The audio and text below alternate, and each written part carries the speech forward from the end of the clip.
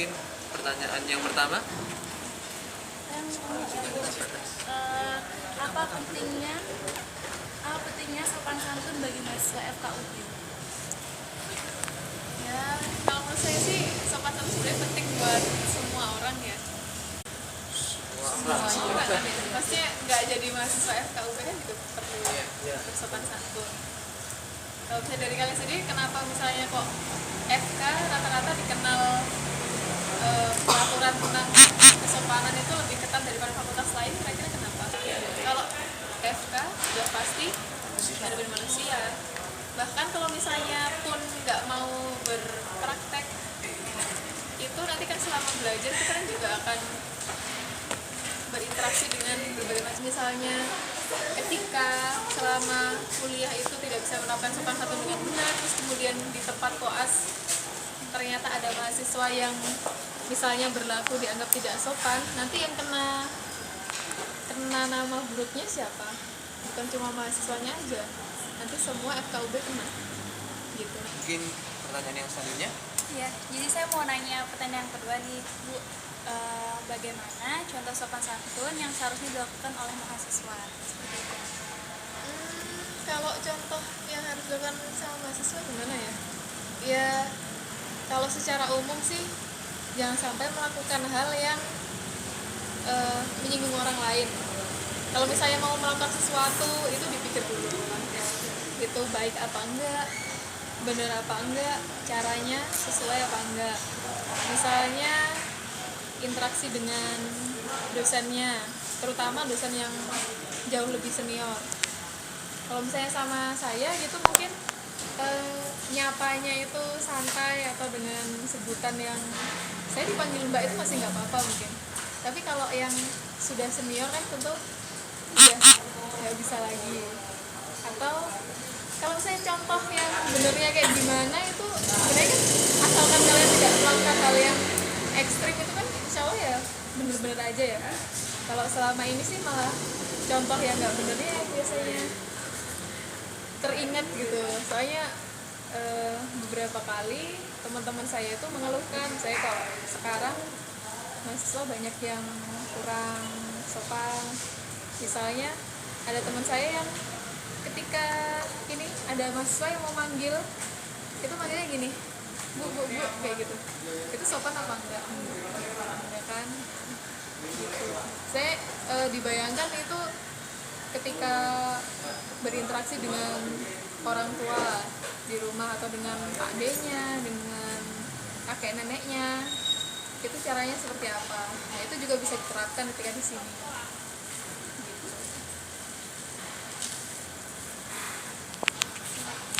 Gitu. Mungkin untuk pertanyaan yang kedua, mungkin dari pertanyaan selanjutnya. Saya mau nanya, apa dampak yang lebih spesifik jika mahasiswa FKUB itu kurang bersopan santun? Yang dampak yang lebih Spesifiknya mungkin nanti kalau misalnya kerugian bagi diri kita sendiri sebagai tenaga kesehatan, kalau misalnya kita kurang bisa sopan santun, ya nanti pasien nggak akan menghargai kita juga. Kalau misalnya ada mungkin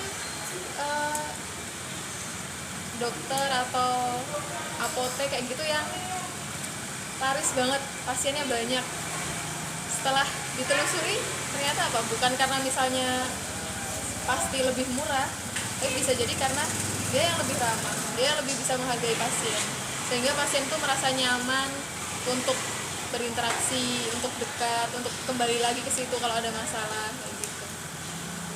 Ya kalau misalnya kerugiannya simpelnya ya nanti nggak disukain sama pasien mungkin.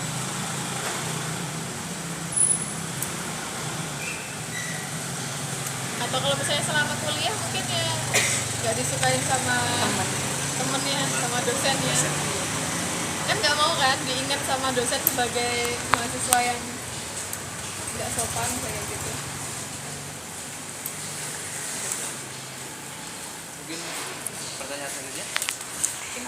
minta izin tanya, bagaimana cara pelaksanaan SPMK yang baik? Dosen dan pasien. sudah pernah diberi sosialisasi itu kan pastinya waktu Iya. itu PK2 maba. Ya kalau yang saya pakai insya Allah sudah sesuai ya. Ya alhamdulillah saya sudah sesuai. Kalau saya setahu saya itu ya standar kan sebenarnya sepatu, bajunya, kalau yang bawahannya bahan kain ya. Ya walaupun denim itu juga kain ya, nama kain ya, tapi maksudnya kan non denim.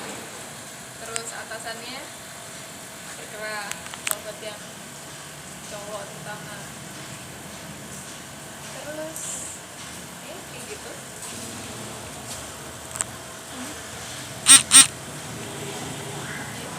Bagaimana pendapat Ibu tentang kolaborasi antar tenaga kesehatan?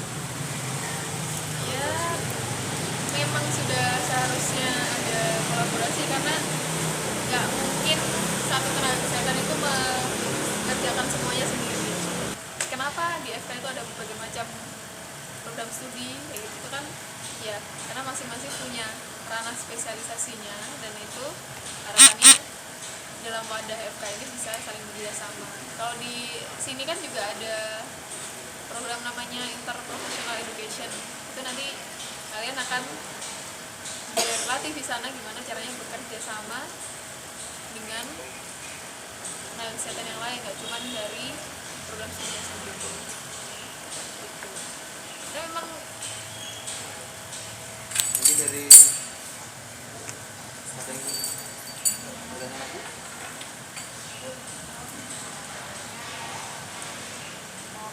Itu tuh kesan-kesannya gimana terhadap mahasiswa baru 2015? Apa? ya kalau namanya mahasiswa baru di mana-mana masih dari segi sopan santun gitu ya masih bagus, masih fresh ya habis PK2 maba.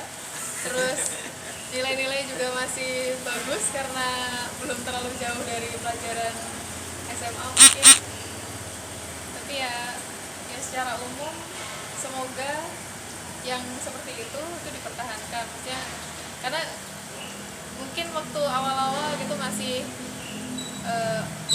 mengikuti tracknya, terus masih sangat mengingat pesan-pesan dari orang tuanya gitu. Terus nanti lama-kelamaan, apalagi kalau saya yang ngekos, semakin terlalu lama jauh dari orang tua, mungkin kadang-kadang terpengaruh kanan kiri gitu ya. Kalau misalnya suatu saat lalai kayak gitu, itu diingat lagi, untuk kuliah itu buat apa, pesannya dari orang tua apa, di sini kuliah itu pakai duitnya siapa. Ada yang pakai duit sendiri mungkin. Polisi mau tanya harapannya untuk FKUB 2014 untuk ke depan. Ya, tadi sebagian sudah tersebut ya, ini kayak gitu. Ya, harapannya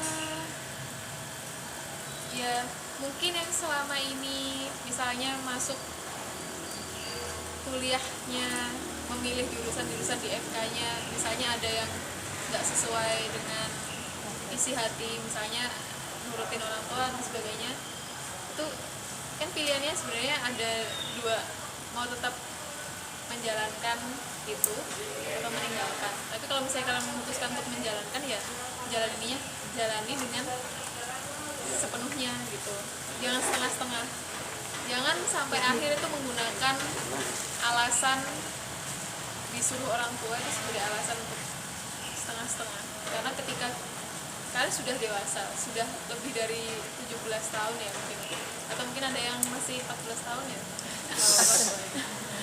Ya, maksudnya ketika sudah masuk kuliah, sudah lulus SMA, itu sudah terhitung sebagai orang dewasa.